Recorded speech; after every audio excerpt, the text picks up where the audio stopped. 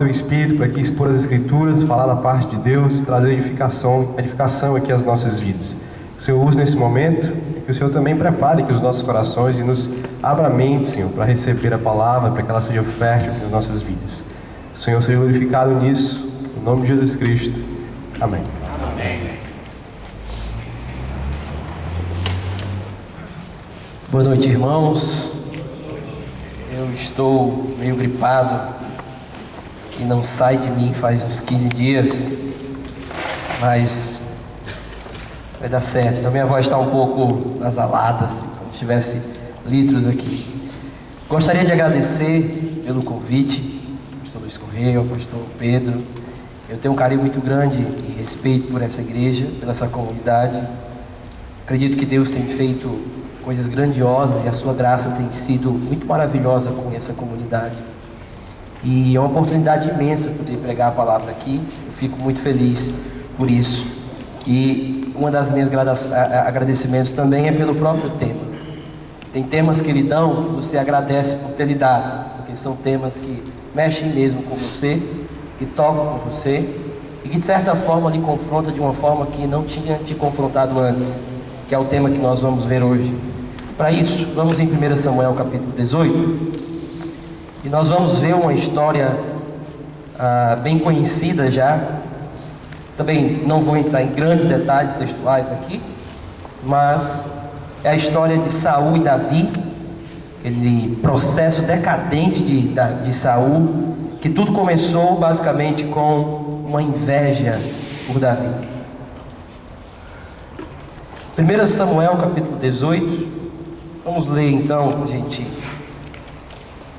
até o verso 9, capítulo 18 de 1 Samuel, verso 1 até o verso 9.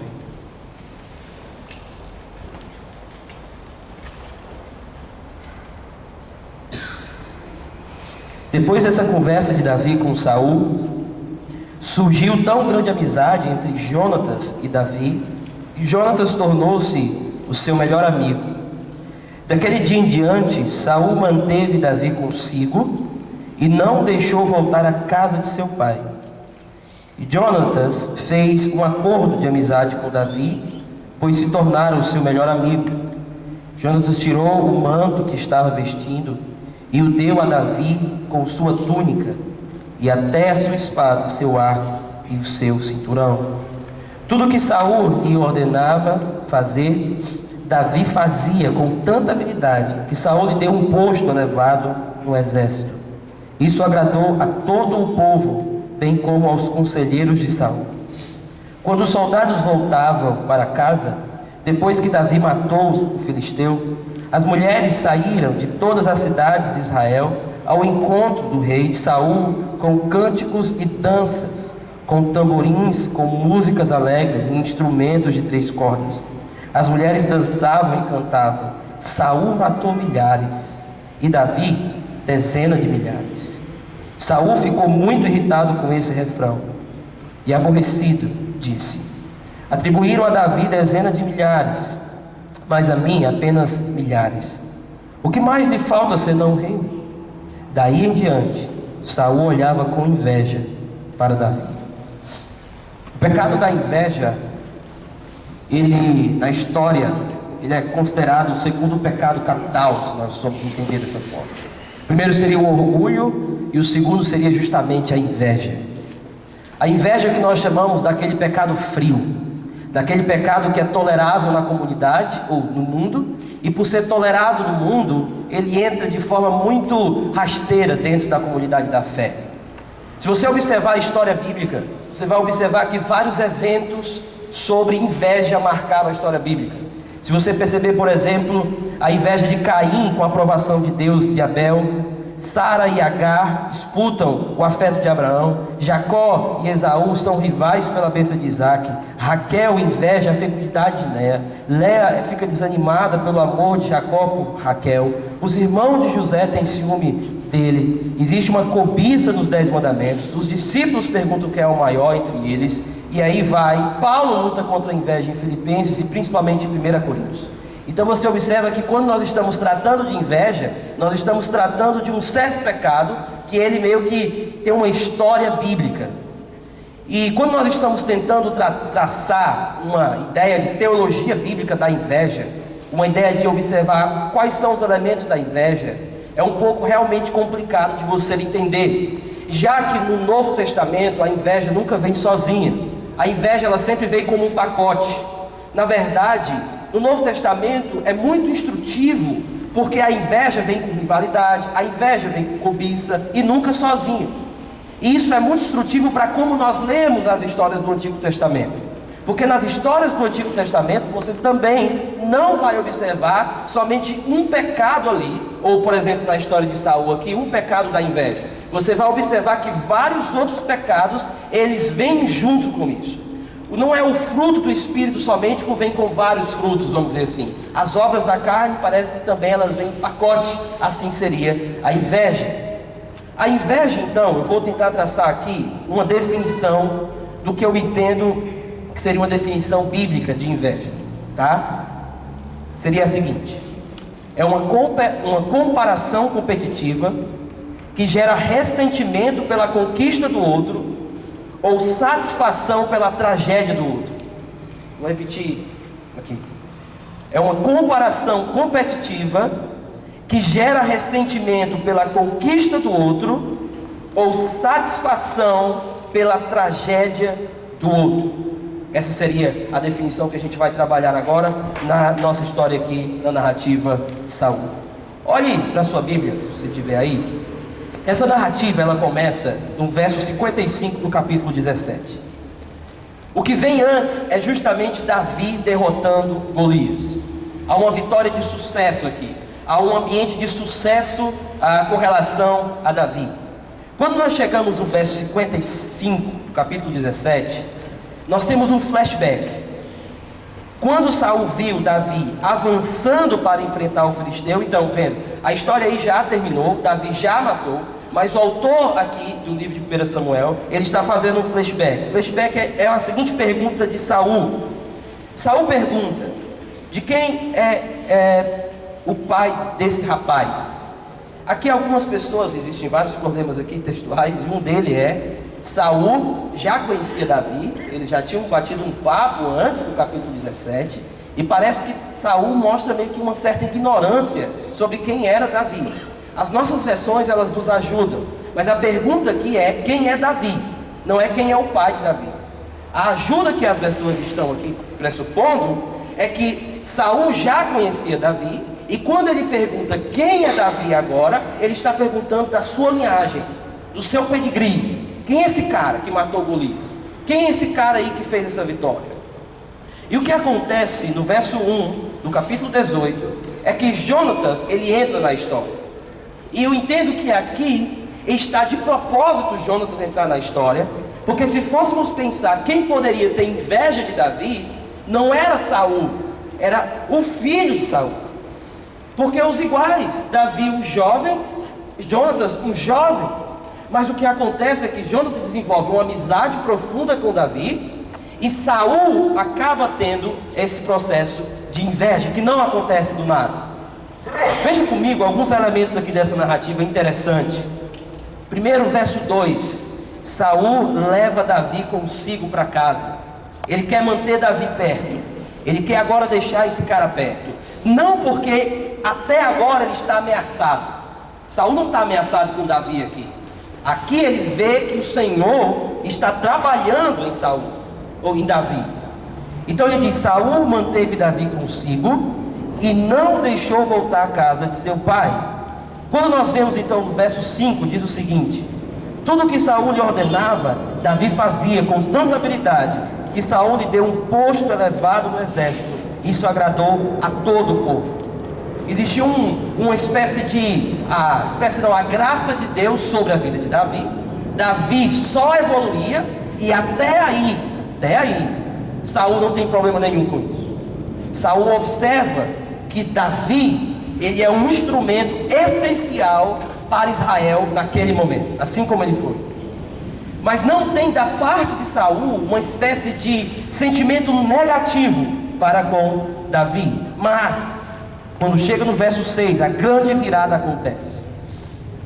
E a grande virada é a seguinte: Quando os soldados voltavam para casa, depois que Davi matou o filisteu, as mulheres saíram de todas as cidades de Israel ao encontro de Saul com cânticos e danças, com tamborins, com músicas alegres, instrumentos de 3 cordas. Por que tanta descrição da forma que elas estavam cantando? Porque o que é pressuposto aqui é que essas mulheres vinham cantando vitória, não vitória de um homem, mas vitória do próprio Israel. E nem um minuto é pressuposto pelo autor que as mulheres estão fazendo uma comparação maldosa. Até aqui não há comparação por parte delas. Há um cântico da vitória. Saul e Davi são louvados. E observe que o que elas cantam no verso 7 é: Saul matou milhares e Davi dezenas de milhares. E aí o problema começou. Porque um dos primeiros elementos aqui da inveja, ou como a inveja ela suscita, é justamente no elemento de comparação. A inveja necessariamente tem um elemento de comparação. Não há inveja se não há elementos comparativos.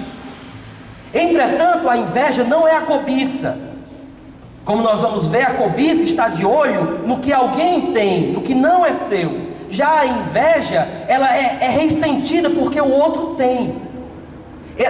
O objeto da inveja não é o outro objeto, é a pessoa que possui o objeto. E o primeiro elemento então é a comparação. A comparação, nem toda comparação é ruim, é óbvio. Entretanto, esse tipo de comparação aqui mostra uma insegurança de Saul. Saul fica inseguro agora. É tanto que ele pergunta assim: e o que é que falta para esse rapaz? O reino agora para ele? Por quê? Porque aqui há uma falta de convicção dele. Entenda uma coisa: todas as vezes que nós fazemos comparações desse tipo, o que se revela no nosso coração é uma falta de convicção do nosso próprio chamado. Entenda, deixa eu colocar isso de outra forma. Quando alguém está inseguro quanto ao seu chamado, sobre a sua vocação, sobre a sua convicção, sobre se ele está fazendo a coisa certa ou não, quando ele está inseguro com isso, quando ele vê o outro crescendo, ele acha estranho. Porque na verdade, se ele tivesse convicto do seu chamado e da sua vocação, ver o outro crescendo não seria um problema. Por quê? Porque ele olharia para si mesmo e disse: não, eu estou sendo fiel naquilo que eu tenho que ser. Não importa se eu estou melhor do que o outro ou não, mas eu estou sendo fiel naquilo que eu tenho que ser. Portanto, existem tipos de comparações que na verdade revelam falta de convicção.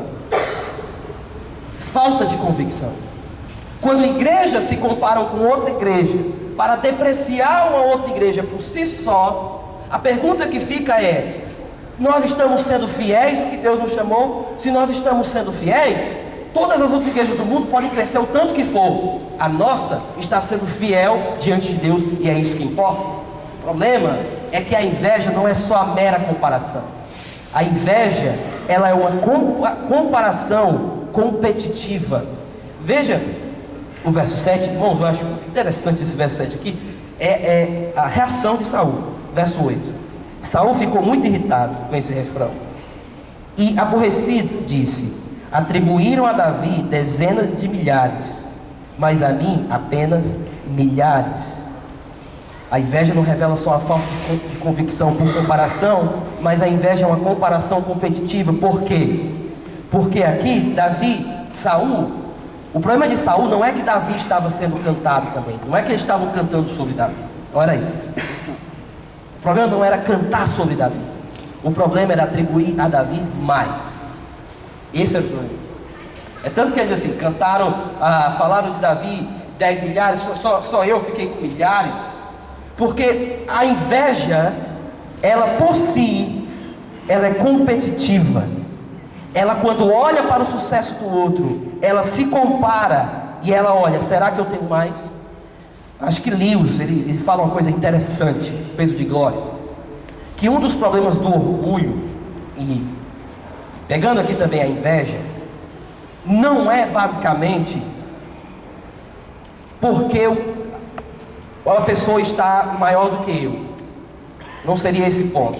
O ponto não seria o fato da pessoa estar maior em termos de funcionário, por exemplo, ser um gerente do que eu. O problema não é tanto isso.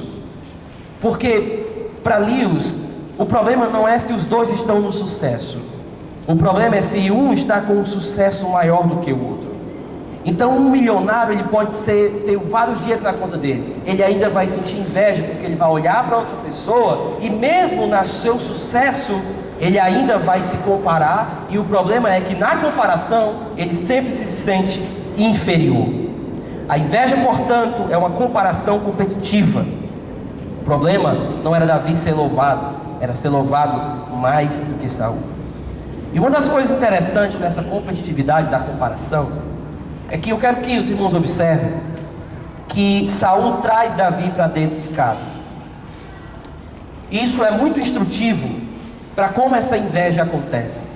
Porque geralmente a inveja, nós não temos inveja do cara que é um sucesso lá em Nova York, lá nos Estados Unidos. Geralmente essa não é inveja pontual. Geralmente a nossa inveja é inveja por aqueles que estão mais próximos. São aqueles pelos nossos pares. O jogador de futebol tem inveja do outro jogador de futebol. O pintor tem inveja do outro pintor. Saul tem inveja de Davi, porque os dois estavam meio que disputando o trono. O músico, ele tem inveja do outro músico. Um pastor pode ter inveja de outro pastor, porque a inveja é uma comparação competitiva de quem está mais próximo, não necessariamente de quem está mais longe. Porque esse é o problema. Quem está mais próximo é uma ameaça para aquele que sente inveja. E é por isso que a inveja ela é terrível, porque ela distancia aqueles que deveriam estar juntos por uma mesma missão. Ela mantém separado aqueles que juntos deveriam estar juntos para uma missão de cuidar do seu lar, cuidar da sua família, cuidar da sua igreja, cuidar do que Deus lhe confiou. E acaba que aquele que está junto, em vez de ser uma mão para te levar para frente, se torna uma mão aonde agora existe uma disputa entre si. Entretanto, em Saul, muitas coisas começam a acontecer. Verso 10, veja aí comigo. No dia seguinte, um espírito maligno, mandado por Deus, apoderou-se de Saul e ele entrou em transe. Aqui, irmãos, vamos lá, uma série de problemas aqui. Verso 11, e atirou dizendo, encravarei Davi na parede. Mas Davi desviou-se 2 vezes. Verso 12, Saul tinha medo de Davi, porque o Senhor o havia abandonado e agora estava com Davi. Então afastou Davi de sua presença e lhe deu o comando de apenas 1000 soldados. O que acontece agora é que toda comparação competitiva, ela revela valores do meu coração. Ela revela algo de mim. Ela não revela apenas uma falta de convicção ou convicção, mas ela também revela o que eu valorizo dentro do meu coração. E observa que o que sai aqui, quando Saul é espremido, sai malícia. A malícia é o ódio reprimido, que não quer fazer o mal diretamente ao outro, mas torce quando o mal acontece com o outro. E aqui, quando Saul é espremido com a inveja, o que é revelado no seu coração é justamente a malícia do coração dele. Ele tem um ódio suprimido. Ele não vê a hora de ter uma oportunidade para destruir Saul, para destruir Davi agora. E por que isso é interessante? Tiago ele diz, vocês invejam, vocês cobiçam, vocês não têm, vocês matam. E lá a metáfora de Tiago é justamente uma ideia de punição quando eu não tenho aquilo que eu quero ter. E o cara da inveja, o problema dele aqui é que, como eu falei, ela não vem sozinha, ela vem com o pacote da malícia. E junto com essa malícia há um desejo de punição para o próximo, ou um desejo de destruição para o próximo. E o que é interessante aqui, veja no verso 14, no verso 17 melhor.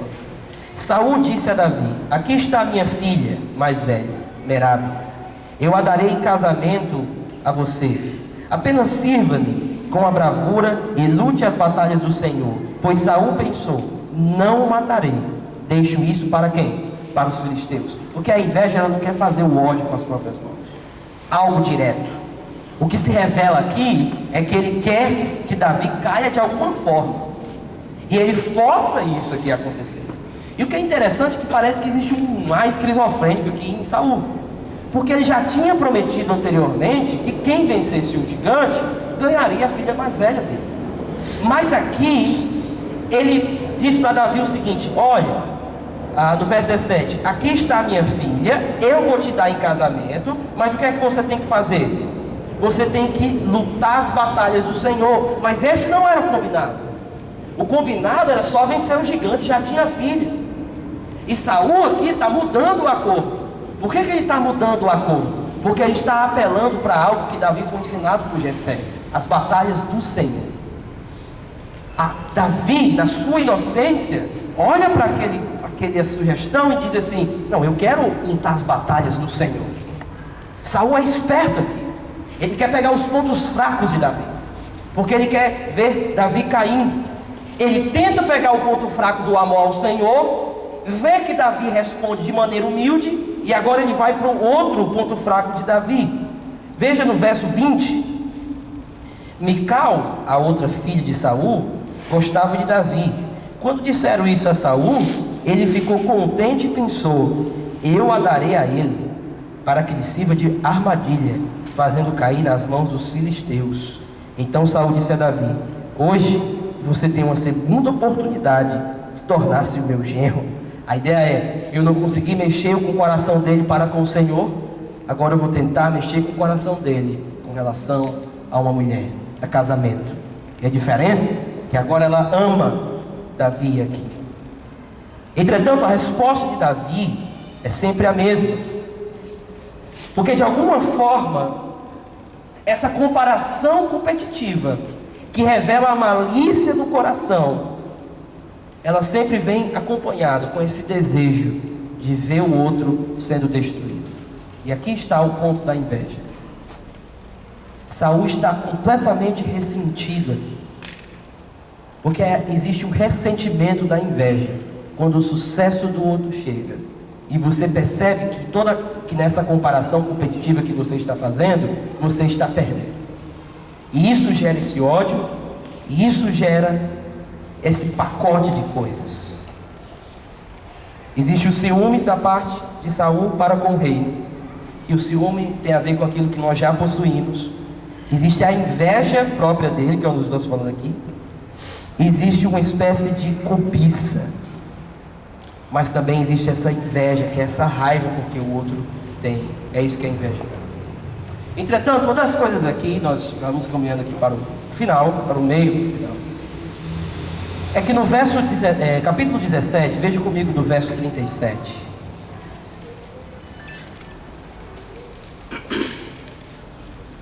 Diz o seguinte: o Senhor que me livrou das garras do leão, Davi falando, e das garras do urso, me livrará das mãos desses filisteus.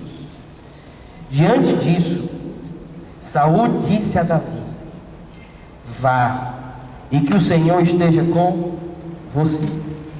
Agora, se você observar no verso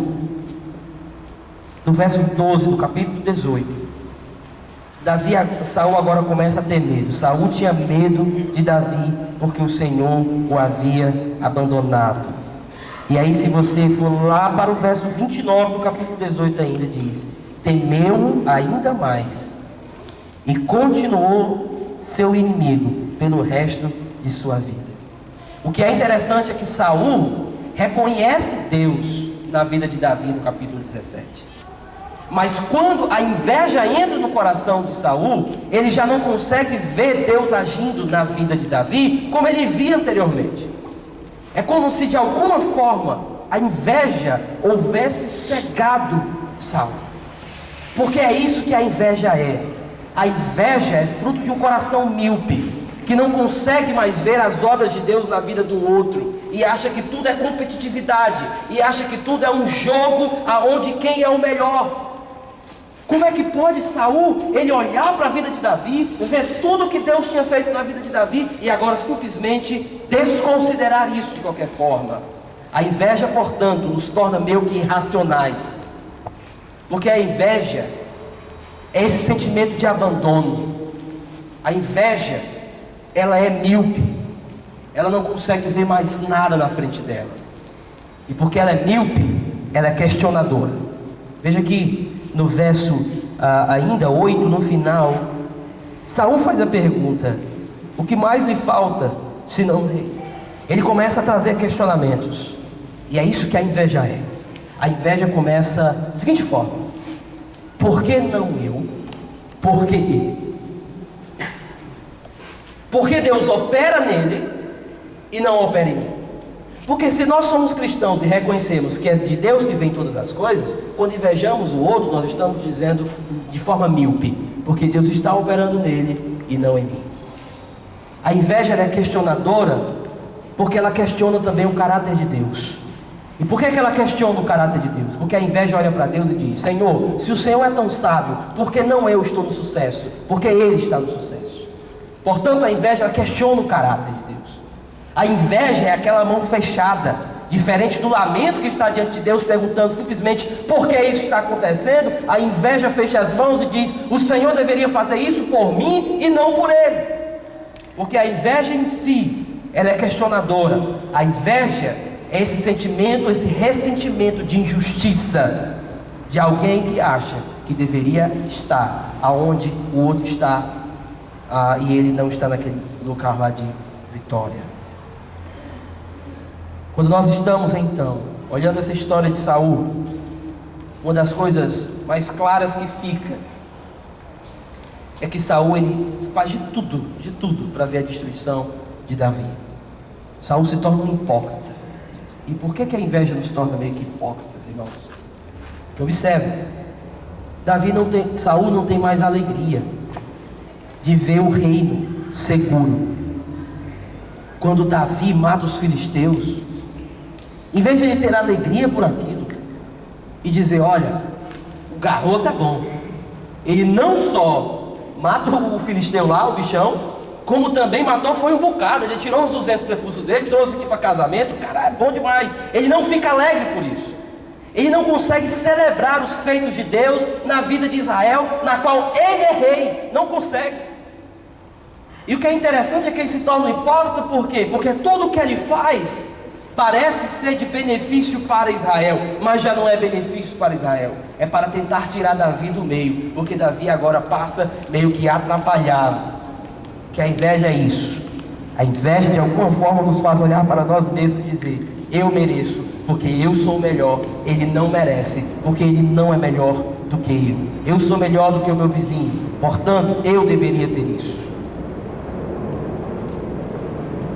O problema então da inveja, deixa eu revisar aqui, é que ela é uma comparação competitiva, que gera ressentimento pela conquista do outro, ou a satisfação pela tragédia do outro. E ela gera um espírito. Jonathan Edwards fala algo parecido, só que Jonathan Edwards ele coloca como se fosse uma espécie de um espírito que se apropria do contentamento. Essa é a ideia dele. E é interessante, o ponto dele é um espírito, na verdade, é um espírito que tira o contentamento do coração. Em vez de a pessoa ficar contente para ver as obras na vida dos outros e na sua, ela vive um jogo de poder ali. A inveja, portanto, ela é comparativa, competitiva, ela revela algo no meu coração, ela sempre vem acompanhada, ela é míope porque ela já não consegue ver mais o que Deus estava fazendo na minha vida ou na vida do outro. Pessoas que são invejosas, e a inveja quando brota em nosso coração, é meio que a gente se cega e diz assim: Deus não está fazendo nada em mim e mais no outro. Deus está, parece que em sua sabedoria Ele me abandonou. Por isso que é míope, mas ao mesmo tempo ela é hipócrita. Por quê? Porque em vez de buscar a alegria do outro, ela busca uma falsa alegria para ver a destruição do outro. Às vezes você pensa o seguinte: é claro que ninguém vai pegar o outro pelo pescoço e matar ninguém, principalmente na igreja, pelo menos é o que a gente espera. Mas a ideia não é fazer a coisa direta. A ideia da inveja, veja, é porque é malícia, é reprimido. É olhar o outro e ver quando uma coisa não deu certo na vida do outro, dá aquele sorrisinho da boca do coração assim: agora eu estou mais satisfeito do que fosse sucesso. Se fosse sucesso, a reação seria diferente. Mas como é tragédia, aqueles satisfeitos assim, é aquela batida nas costas assim, não, meu irmão, fica tranquilo. E lá dentro, a inveja diz, é isso aí. Porque a inveja sempre ganha, sempre. Se você conseguir o que você quer pela inveja, você perdeu porque você vai ser orgulhoso. Se você perder o que a inveja te prometeu, você vai perder também, porque você vai ficar ressentido. A inveja sempre vence. Por quê? Porque ela se torna míope e meio irracional. Nós nos tornamos sempre em direção ao outro. Nós fazemos da vida um grande jogo e não um ambiente de adoração. Quais são as consequências da inveja? Vamos abrir no Salmo 73, então.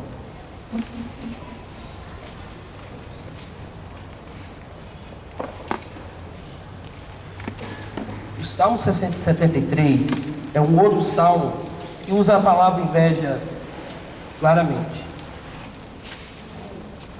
Tinha água? Embaixo. Embaixo. Onde é? Oh.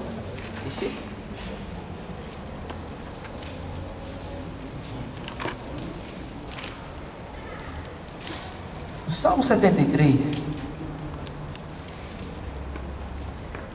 ele fala de como a aflição pode ser uma porta ou uma janela para a inveja.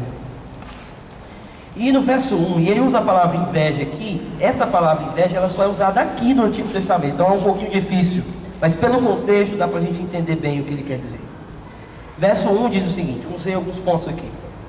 Certamente Deus é bom para Israel, para os puros de coração. Quanto a mim, os meus pés quase tropeçaram. Por pouco não escorreguei, pois tive inveja dos arrogantes, quando vi a prosperidade desses ímpios. O que ele está dizendo é, um santo olha para a prosperidade dos ímpios fora da comunidade de Israel e diz assim, Deus, por que que ele é próspero e eu não? Eu que tenho um relacionamento contigo, percebe a comparação e etc, tudo que a gente viu. Agora veja no verso 21. Quando meu coração estava amargurado e no íntimo eu sentia inveja, agi como insensato. A ideia aqui é de tolo, ignorante.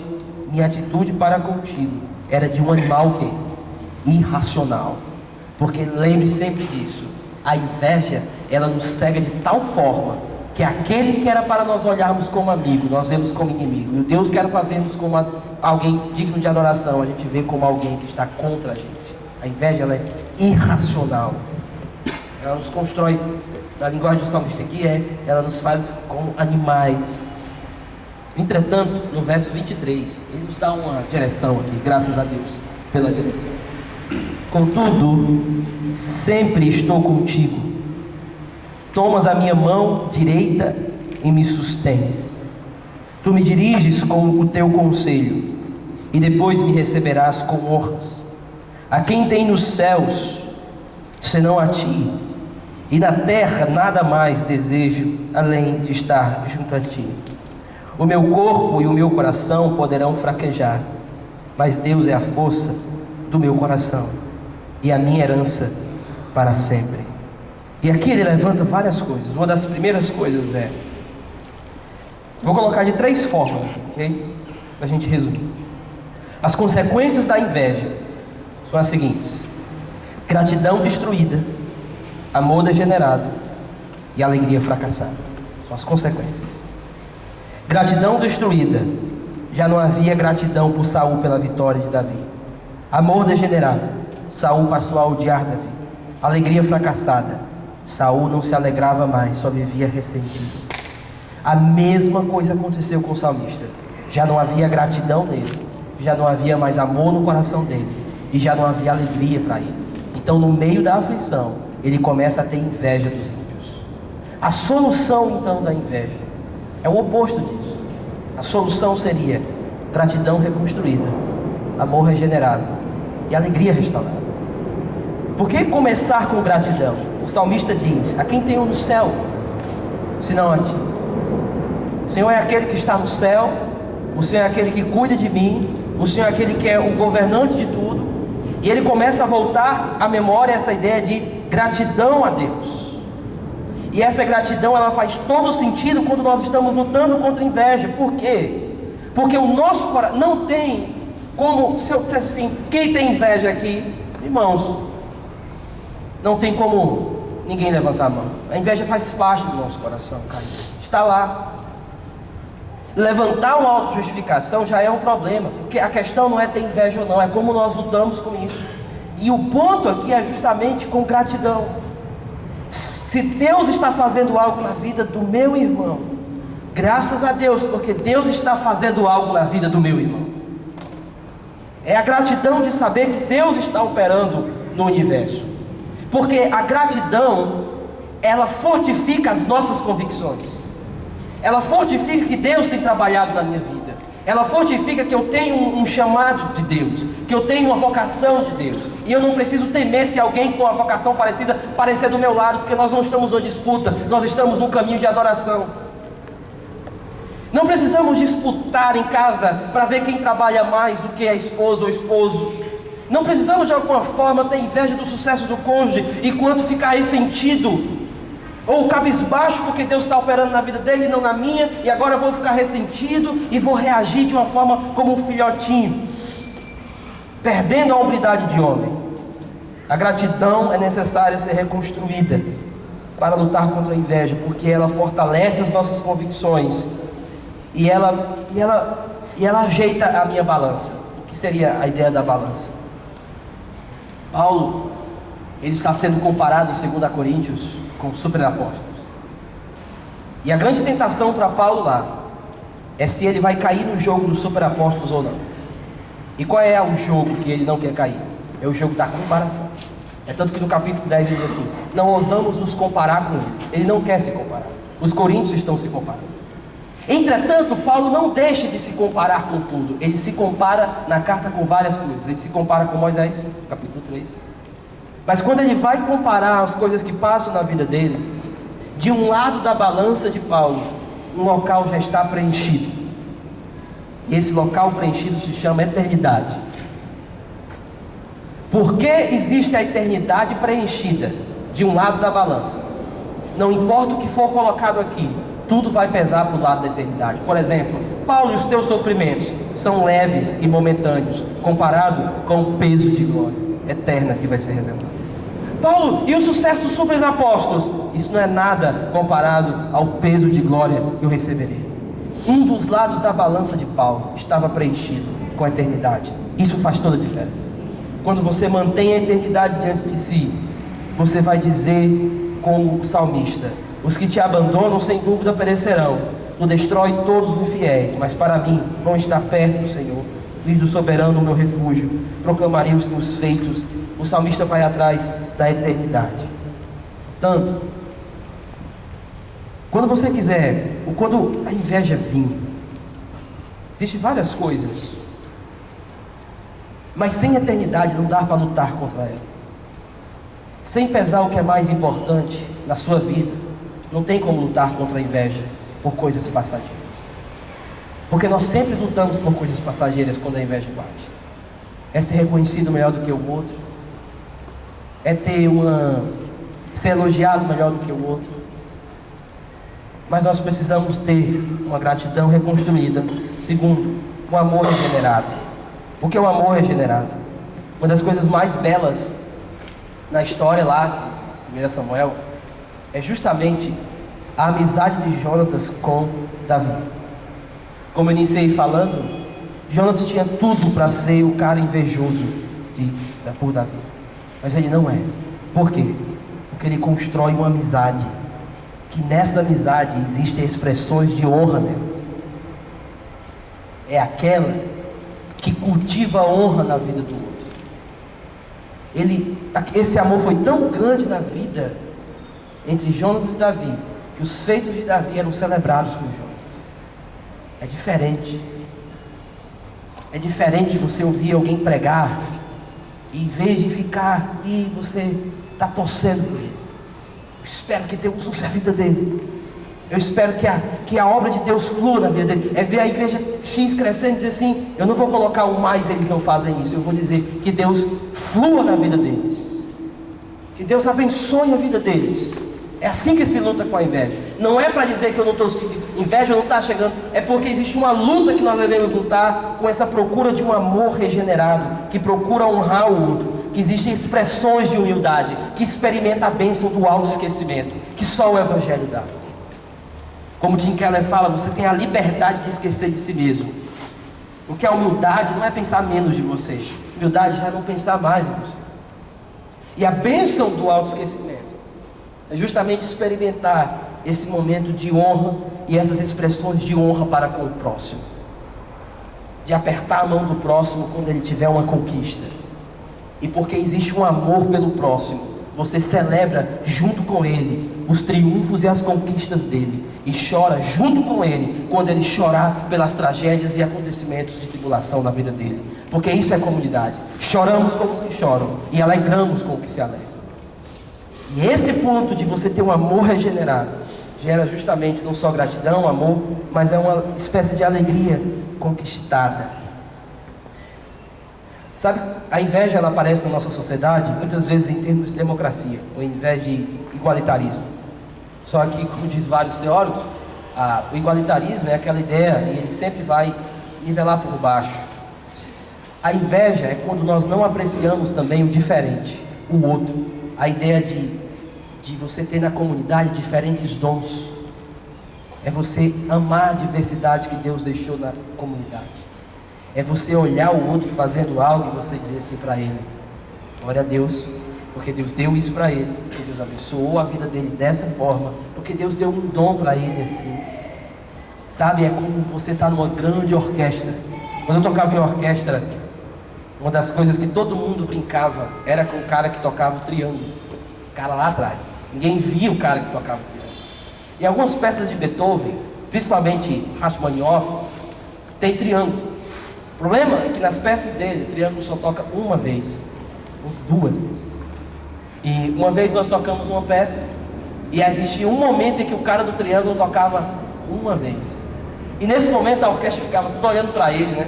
Porque era um momento que ninguém estava na plateia e ia perceber. Quem ia perceber o cara do triângulo tocando lá atrás? Mas quando a gente olhava para frescar com a cara dele, né? Sinceramente falando, era isso, não era nem para honrar o cara. Quando a gente olhava para ele estava com uma alegria tão grande que quando ele tocou, pá, o maestro ria, ficava aquele clima, e aquela satisfação dele é: eu não preciso ser o primeiro violino lá na frente, eu não preciso ser o maestro lá na frente, basta eu fazer o que eu tenho que fazer, o que Deus mandou eu fazer, e aí eu fico satisfeito com isso.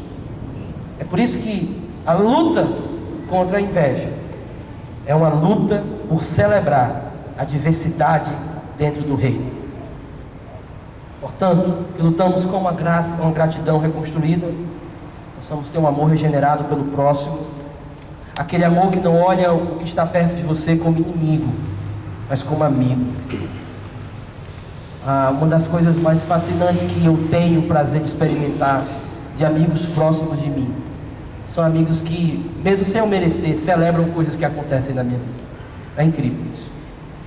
Tem o pastor Romulo, por exemplo, nós chamamos ele de mestre, e é incrível como ele é aquele cara que fica naquela arquibancada dizendo: eu estou torcendo por você. Eu quero ver você na minha frente, eu quero ver você lá. Ele tem essa ideia, e isso é bom, porque esse é o amor que tem expressões de honra. Nós não precisamos ver o outro como atacando nossa posição, precisamos ver o outro como sendo instrumento de Deus no meio desse grande mundo de Deus. Porque, por último, irmãos, a inveja é sobre solidão. Existe uma história, eu sei que os irmãos já conhecem. Existiam dois homens, eles ficavam no hospital para drenar a água dos pulmões. E um desses homens ficava para a parede e o outro ficava para o lado de uma janela. Entretanto, que ficava para a parede, ele tinha que ficar todo o tempo para esse lado, que drenava. E o outro conseguia olhar pela janela. E eles passavam o dia conversando, e o que estava do lado da janela ficava o dia dizendo para ele o que acontecia fora dessa janela. Disse: olha, tem um passarinho ali, rapaz, agora o céu hoje está claro, o céu está isso, e ele ficava ouvindo, se alegrava. Teve um dia em que o rapaz que ficava para o lado da parede, ele se questionou e ele disse assim: por que ele tem que ficar do lado da janela? e não eu do lado, e eu tenho que ficar aqui do lado da parede. Até que uma certa noite, o rapaz que estava do lado da janela, ele começou a se engasgar com o líquido do pulmão. E ele não tinha força nenhuma para pegar no botão para chamar a enfermeira. E o outro amigo que estava na parede, ele estava acordado. E ele tinha a oportunidade de apertar o botão e não apertou. E quando foi o outro dia, o amigo dele havia morrido. E a primeira coisa que veio no coração dele foi perguntar para a enfermeira se ele poderia ficar agora do lado da janela. E a enfermeira, claro. E quando ele foi para o lado da janela, que ele estava se arrumando para ficar de lado, quando ele olhou para a janela dava para uma parede em branco. O amigo dele, na verdade, passava o dia criando imagens para ele se alegrar durante o dia todo. Por isso, a inveja é sobre isso. É sobre solidão.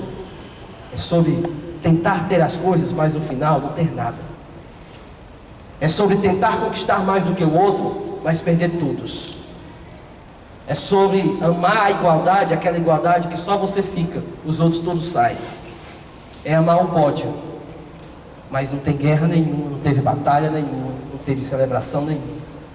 Inveja é sobre você estar sozinho no pódio e ninguém mais.